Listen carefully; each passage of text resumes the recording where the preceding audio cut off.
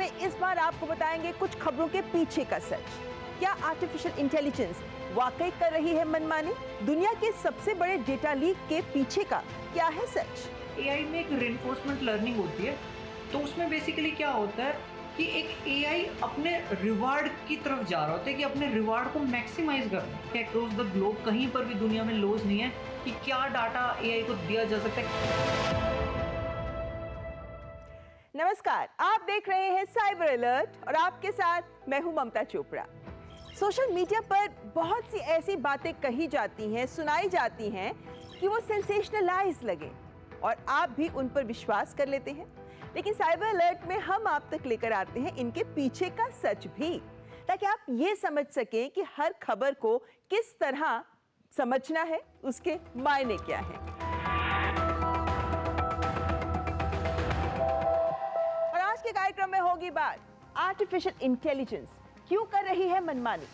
इतिहास की सबसे बड़ी डेटा चोरी की खबर के पीछे का क्या है सच? क्या व्हाट्सएप मैसेज से जासूसी हो सकती है? क्या है सच्चाई? करेंगे पड़ताल।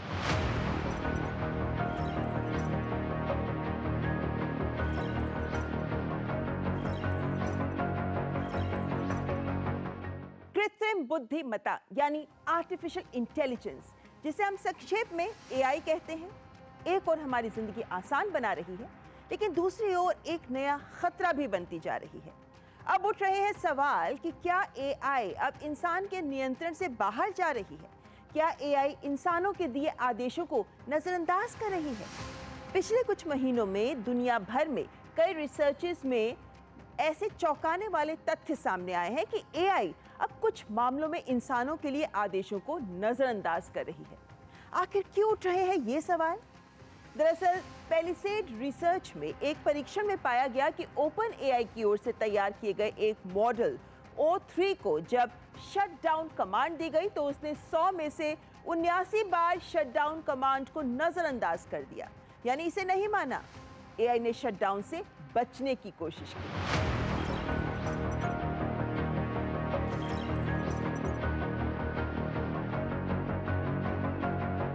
इससे निष्कर्ष ये निकला कि एआई आत्मरक्षा में आदेश टाल सकती है। इसी तरह एंथ्रोपिक के एआई मॉडल क्लाउड ओपस 4 ने भी चौंकाने वाला व्यवहार दिखाया।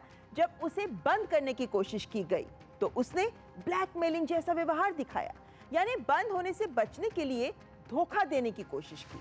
झूठा दिखावा कि बंद हो रहा है जबकि अंदरूनी रूप से वो सक्रिय था।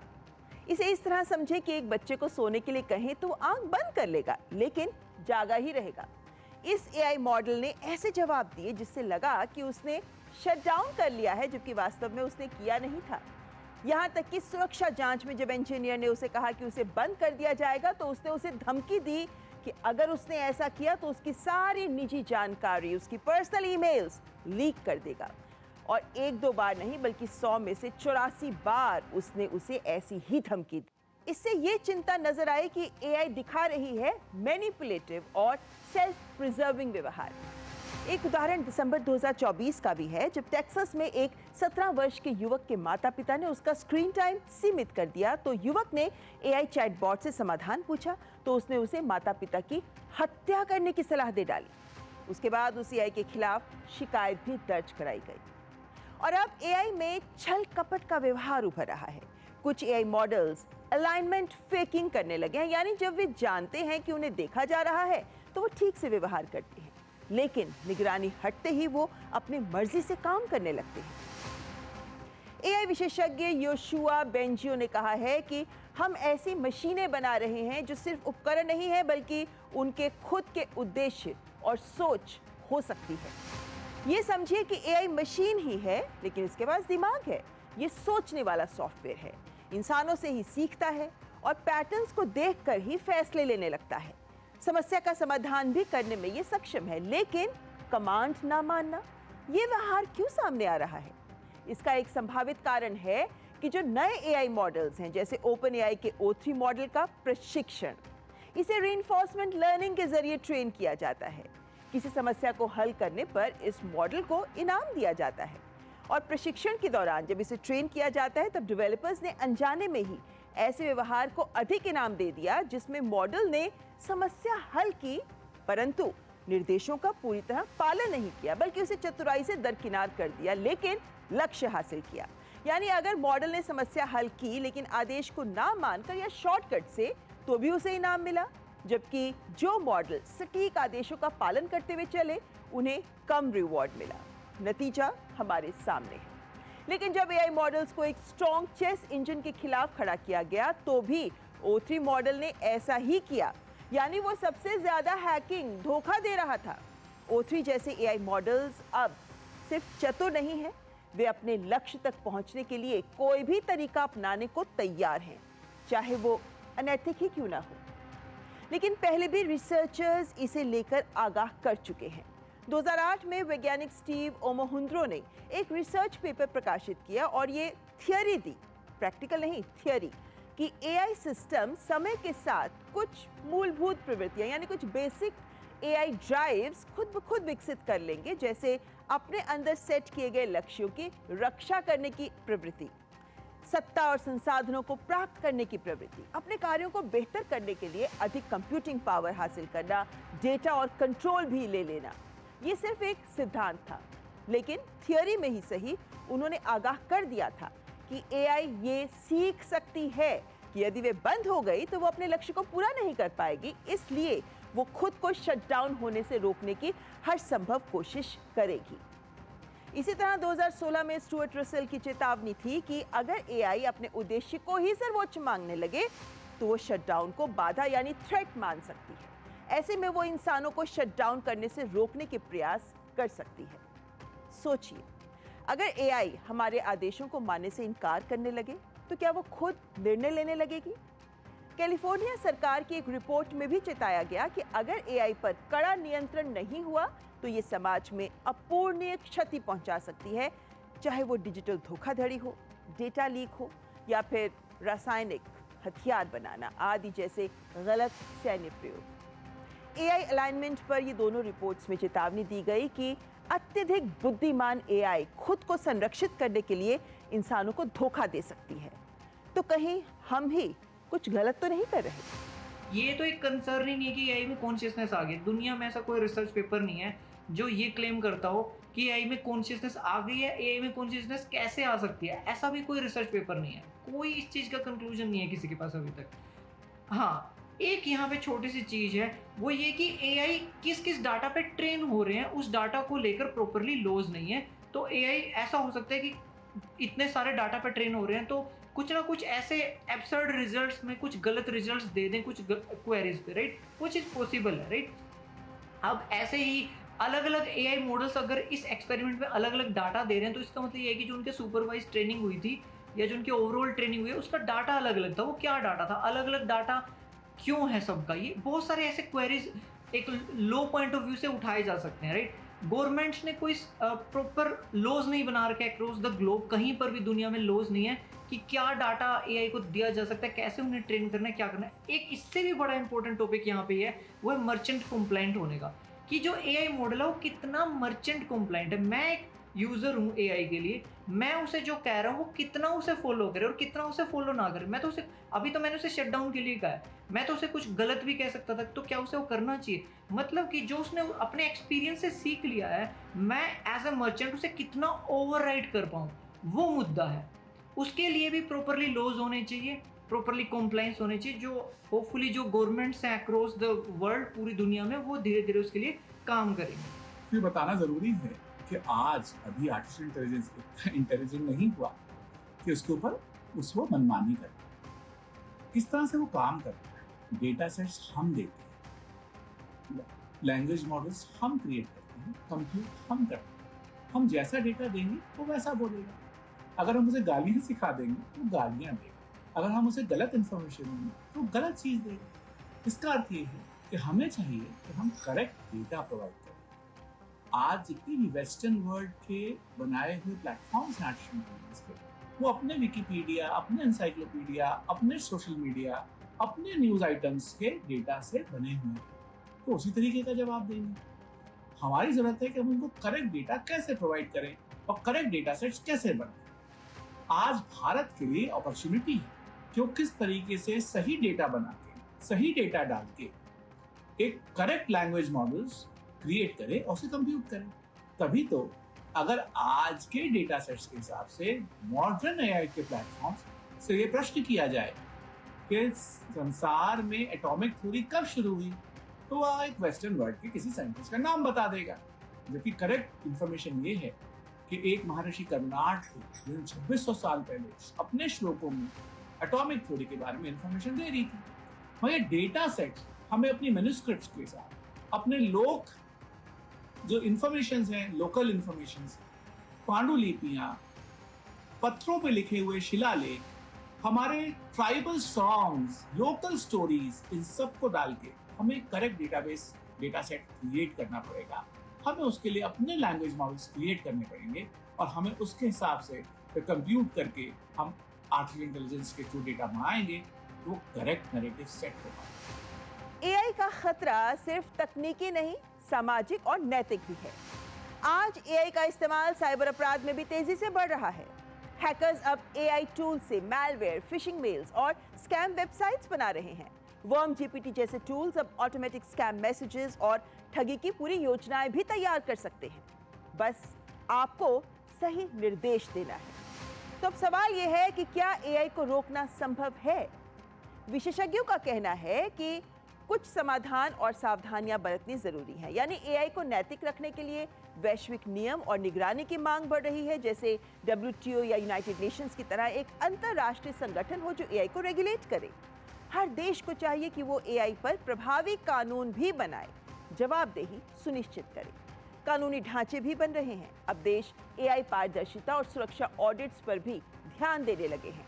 एआई को नियंत्रित करने की तकनीक और नीति यानी पॉलिसी पर भी ध्यान दिया जाए। इसीलिए अब एआई सुरक्षा पर रिसर्च तेज हो गई है। जेफरी हिंटन जो एआई के गॉडफादर कहलाते हैं, बेंजियो जो एआई के बेस्ट एक्सपर्ट माने जाते हैं, ऐसे दिग्गजों ने ही अपील की है। क्या?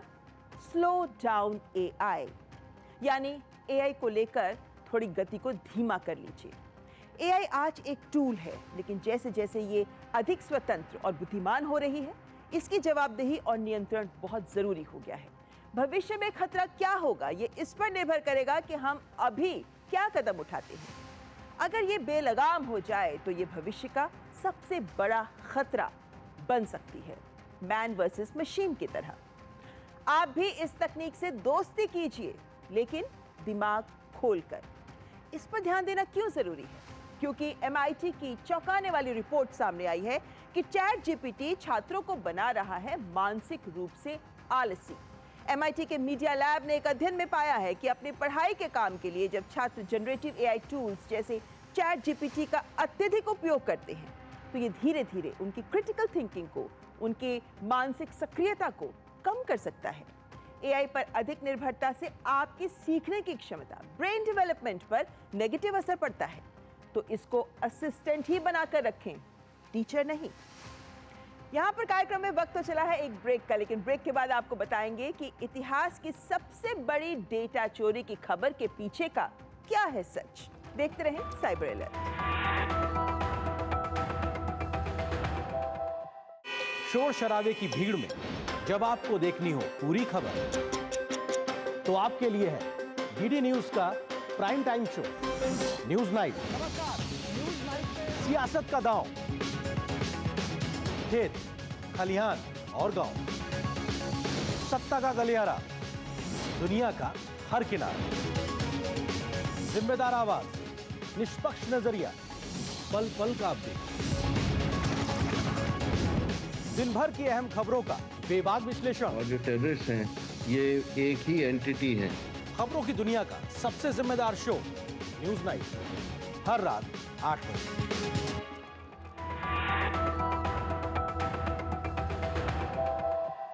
ब्रेक के बाद आपका स्वागत। आप देख रहे हैं साइबर अलर्ट, जिसमें अब बात एक खबर के पीछे के सच की। ये खबर सोशल मीडिया पर फैली कि दुनिया का सबसे बड़ा डेटा लीक हुआ है, जिसमें करीब 1600 करोड़ पासवर्ड्स ऑनलाइन लीक हो गए। इसमें दुनिया के प्रमुख प्लेटफॉर्म्स के यूजर अकाउंट्स शामिल हैं। Google, Facebook, Apple, Telegram, GitHubs, VPN, सरकारी पोर्टल्स आदि। इनमें यूजर्स के ईमेल्स और सोशल मीडिया अकाउंट्स के लॉगिन क्रेडेंशियल्स, पासवर्ड्स, बैंकिंग और digital wallet logins, cloud storage, GitHub, VPN data, mobile apps और सरकारी पोर्टल्स की जानकारी आदि शामिल है। लेकिन इस खबर का सच ये है कि ये कोई नया डेटा लीक नहीं है, ना ही ये लीक किसी एक कंपनी के हैकर की ओर से आया है। दरअसल वर्षों से धीरे धीरे इकट्ठा किए गए 30 डेटा सेट्स जो डार्क वेब पर अलग अलग पड़े थे, इन्हें एकत्रित कर एक ही टॉरेंट फाइल के रूप में आसानी से अब उपलब्ध करा दिया गया है। इनमें से अधिकांश डेटा इन्फोस्टीलर मैलवेयर के जरिए चुराए गए, जो एक प्रकार का स्पाईवेयर होता है जो आपके कंप्यूटर या मोबाइल में चुपचाप घुसकर आपकी सारी संवेदनशील जानकारी को चुरा लेता है और यूजर को इसकी भनक भी नहीं लगती। क्या ये खतरे की बात है? जी हाँ, ये डेटा लीक हर इंटरनेट यूजर के लिए एक चेतावनी है, क्योंकि आपने भले ही कुछ ना किया हो, पर हो सकता है आपकी जानकारी पहले ही चोरी हो गई हो और इस डेटा सेट की ही एक स्थान पर उपलब्धता से साइबर अपराध के जोखिम अब बढ़ सकते हैं। यानी इतना सारा डेटा आपका साइबर अपराधियों के हाथ लग रहा है, वो भी आसानी से। इन पासवर्ड्स की मदद से साइबर अपराधी यूजर्स की निजी जानकारी, फोटोग्राफ्स, वीडियोस और दूसरी जानकारी चुरा सकते हैं।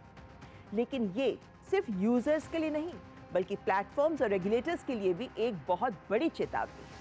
अब कंपनियों पर भी इस बात का दबाव पड़ रहा है कि वे पासवर्ड लेस लॉगिन सिस्टम तैयार करें, biometrics, end to end encryption जैसे कदम भी उठाएं ताकि यूजर्स सेफ रहें। ये जो क्लेम्स हैं कि ये बिल्कुल नया डाटा ब्रीच है, बहुत बड़ा डाटा ब्रीच है, 16 बिलियन रिकॉर्ड्स हैं, इसमें सबसे बड़ा डाटा ब्रीच है, ये सब गलत है। ये कोई नया डाटा ब्रीच नहीं है। इनफैक्ट कि ये कोई सिंगल डाटा ब्रीच नहीं है। ये जो पुराने एग्जिस्टिंग डाटा बेसिस थे, डाटा अलग अलग डाटा ब्रीचेस के, उनको जोड़ के एक पूरा बड़ा पैकेज बना दिया गया है। और देखिए, ये पहली बार नहीं हो रहा है, ऐसा पहले भी हुआ है। सेम ऑथर विलियस जिन्होंने ये न्यूज़ डाली है, उन्होंने लास्ट ईयर एक न्यूज़ डाली थी कि 26 बिलियन रिकॉर्ड्स ब्रीच हुए हैं। सबसे बड़ा डाटाबेस ब्रीच है, जो इससे भी बड़ा था कायदे से देखा जाए। और अगर आप इस डाटाबेस को ध्यान से देखेंगे जो अभी आया है, बहुत सारे emails again and again repeat हो रहे हैं, क्योंकि वो अलग अलग डाटाबेसेस हैं ऑब्वियसली। बहुत सारा सिंथेटिक डाटा भी है जो बस जनरेट करके उसमें डाल दिया गया उसे बड़ा करने के लिए। तो ये कोई वैलिड क्लेम्स नहीं है। हाँ, आपको जो अपने डाटा उसकी सुरक्षा करनी चाहिए। डाटा ब्रीचेस होते हैं रियल वर्ल्ड में, ऑब्वियसली बात है, वो होते हैं, तो आपको सारी सावधानियां बरतनी चाहिए। लेकिन ये जो क्लेम्स इस डाटा के कोरस्पॉन्डिंग चल रहे हैं कि कोई नया ब्रीच है या समथिंग ऐसा कुछ, ये सब गलत है। तो बड़ा सवाल ये है कि कैसे बचें। सबसे पहली बात, घबराएं नहीं, लेकिन सावधान हो जाए। सुरक्षा के ये 10 कदम उठा लेंगे तो आप रहेंगे साइबर सेफ। अपने सभी महत्वपूर्ण अकाउंट्स के ईमेल्स, सोशल मीडिया, बैंकिंग और अन्य ऑनलाइन अकाउंट्स के पासवर्ड्स को तुरंत बदल लें। हर अकाउंट के लिए अलग और जटिल पासवर्ड रखें, कुछ ऐसा। साथ ही 2 फैक्टर ऑथेंटिकेशन एक्टिवेट कर लें। जितने भी अकाउंट्स में आपको इसका ऑप्शन मिल रहा है, वहां पर आप 2 फैक्टर ऑथेंटिकेशन को जरूर एक्टिवेट कर लें। हैव आई बीन पॉर्न जैसी वेबसाइट्स पर जाकर आप अपना ईमेल डालकर पता कर सकते हैं कि आपका डेटा कब लीक हुआ, कहां लीक हुआ कि नहीं, और अगर हाँ, तो संबंधित सर्विस में लॉगिन करके अपना पासवर्ड जरूर बदल लें। जो भी संदिग्ध ईमेल्स हैं या लिंक्स हैं, वो अब और अधिक आने शुरू हो जाएंगे, तो उनसे भी आपको सावधान रहना है। अब आपके पास फिशिंग ईमेल्स, एसएमएस आ सकते हैं और इनमें फेक ओटीपी मांगना, लिंक पर क्लिक करवा देना या आपका पैन, आधार किसी बहाने से मांग लेना आदि शामिल होता है। साथ ही बैंक और यूपीआई ट्रांजैक्शंस पर आपको खास नजर रखनी होगी। किसी भी अनजान लेन देन को आप तुरंत रिपोर्ट करें। और हाँ, जिन ऐप्स की आपको जरूरत नहीं है, उन्हें आप डिलीट कर दें। ब्राउजर एक्सटेंशंस भी चेक कर लें, कई बार वहीं से डेटा चोरी होता है। अपना पैन, आधार, पासपोर्ट यानी जो आपकी पहचान के डॉक्यूमेंट्स हैं, उन्हें सुरक्षित रखें।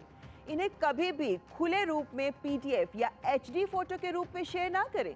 और अगर देना जरूरी है तो डेट डालकर किस लिए दे रहे हैं इसे लिखकर ही दें। गूगल ने यूजर्स को अपने सोशल मीडिया अकाउंट्स की बेहतर सुरक्षा के लिए पास की फीचर यूज करने की भी सलाह दी है, जिसमें लॉगिन के लिए बायोमेट्रिक ऑथेंटिकेशन की जरूरत होती है, जिससे ये डबल सेफ्टी देता है। ऐप्स और ऑपरेटिंग सिस्टम को आपको अपडेट रखना चाहिए। नए अपडेट में सुरक्षा की खामियां ठीक खरीदी जाती हैं तो आप इन्हें अपडेटेड ही रखें। संदिग्ध ईमेल से भी आपको बचना होगा। अगर कोई ईमेल पासवर्ड रीसेट कर लीजिए या तुरंत कार्रवाई करने की मांग करता है तो उसे इग्नोर कर दें। डिजिटल सुरक्षा अब केवल तकनीकी या सरकार का मुद्दा नहीं है, बल्कि ये हर नागरिक की व्यक्तिगत जिम्मेदारी बन गई है। डेटा लीक को आप रोक नहीं सकते, ये कहीं किसी भी प्लेटफॉर्म से किसी भी कारण से हो सकता है, लेकिन आपकी जानकारी का दुरुपयोग इसे तो आप रोक ही सकते हैं, है ना? और अब बात व्हाट्सएप की कि क्या व्हाट्सएप मैसेज से जासूसी हो सकती है?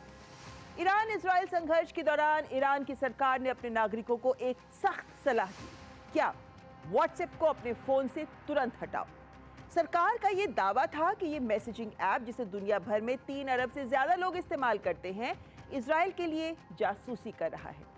लेकिन इस दावे के पीछे का कोई ठोस सबूत नहीं था, यानी सरकार ने कोई तकनीकी सबूत नहीं दिया, कोई डिजिटल फॉरेंसिक्स की रिपोर्ट पेश नहीं की। और व्हाट्सएप ने भी तुरंत जवाब दिया कि ये दावे पूरी तरह झूठे हैं। हम किसी भी सरकार के साथ यूजर्स का डेटा साझा नहीं करते। हमारे messages end to end encryption से सुरक्षित है, जिसका मतलब ये है कि सिर्फ भेजने वाला और प्राप्त करने वाला ही मैसेजेस को पढ़ सकता है। लेकिन सवाल तो उठता है, क्या वाकई व्हाट्सएप इतना सुरक्षित है? और ईरान ने ऐसा दावा क्यों किया? ये कहानी केवल व्हाट्सएप तक सीमित नहीं थी। इसके पीछे ईरान और इजराइल के बीच सालों पुरानी साइबर दुश्मनी थी। दरअसल कई साल पहले 2010 में इजराइल और अमेरिका ने मिलकर स्टक्सनेट नाम का एक खतरनाक मैलवेयर तैयार किया था, जिसने ईरान की परमाणु सुविधाओं को निशाना बनाया था। इस हमले ने ईरान को गहरी चोट पहुंचाई थी। इसके बाद इजराइल की कुछ कंपनियां जैसे NSO ग्रुप और पैरागॉन सॉल्यूशंस पर जासूसी सॉफ्टवेयर बनाने का इल्जाम भी लगा। 2019 में मेटा, जो व्हाट्सएप की मालिक कंपनी है, इसने NSO ग्रुप पर मुकदमा भी किया। आरोप यह था कि NSO का पेगासस स्पाईवेयर व्हाट्सएप की कमजोरियों का फायदा उठाकर 1400 यूजर्स के फोन में सेंधमारी कर चुका था। इनमें पत्रकार, कार्यकर्ता, राजनेता आदि सभी शामिल थे। बाद में एक अमेरिकी अदालत ने NSO पर लगभग $170 मिलियन का जुर्माना भी लगा दिया था। इसी इतिहास को देखते हुए ईरान का शक बेकार नहीं था, लेकिन बिना सबूत के ये दावा एक पहेली बन गया। जीरो क्लिक हमले जासूसी का नया हथियार बन गए हैं। व्हाट्सएप की सुरक्षा तकनीक, जिसे एंड टू एंड एन्क्रिप्शन कहते हैं, वैसे बहुत मजबूत है, लेकिन साइबर सुरक्षा विशेषज्ञों का ये कहना है कि कोई भी ऐप पूरी तरह सुरक्षित नहीं हो सकता। वक्त के साथ साथ इसमें वल्नरेबिलिटीज आती ही रहती हैं। जीरो क्लिक हमले एक ऐसी तकनीक है जिसमें हैकर बिना यूजर की जानकारी के फोन में घुस सकता है, और ये हमले इतने चुपके से होते हैं कि यूजर को पता भी नहीं चलता। ऐसे सॉफ्टवेयर फोन के मैसेजेस पढ़ सकते हैं, लोकेशन ट्रैक कर सकते हैं और यहाँ तक कि कैमरा और माइक्रोफोन को भी चालू कर सकते हैं। ऐसे हमले अक्सर बड़े देश या सैन्य स्तर की स्पाईवेयर कंपनियां करती हैं, और ये इतने खतरनाक हैं कि सामान्य यूजर के लिए इनसे बचना लगभग असंभव है। इन सभी विषयों से आपके जहन में भी ये सवाल तो आता ही होगा ना कि क्या आपके मैसेजेस वाकई सुरक्षित हैं या फिर ये डिजिटल युद्ध का एक और मोड़ है। ये खबर हमें सिखाती है कि तकनीक जितनी सुविधा देती है उतनी ही सावधानी भी मांगती है।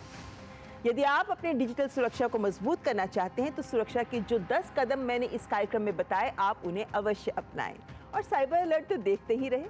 वैसे आपको बता दें कि आप हमारे साथ अपने विचार भी साझा कर सकते हैं। आप हमें ईमेल लिख सकते हैं। हमारा ईमेल ID cyberalert.ddnews@gmail.com।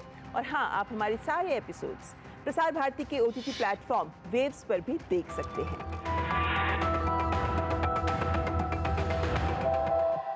आज की इस एपिसोड में हमने आपको जो जो खबरें दिखाई, उससे एक बात स्पष्ट है कि साइबर दुनिया में सावधानी ही है सबसे बड़ा हथियार। यानी आपको रहना होगा सतर्क, रहना होगा साइबर अलर्ट।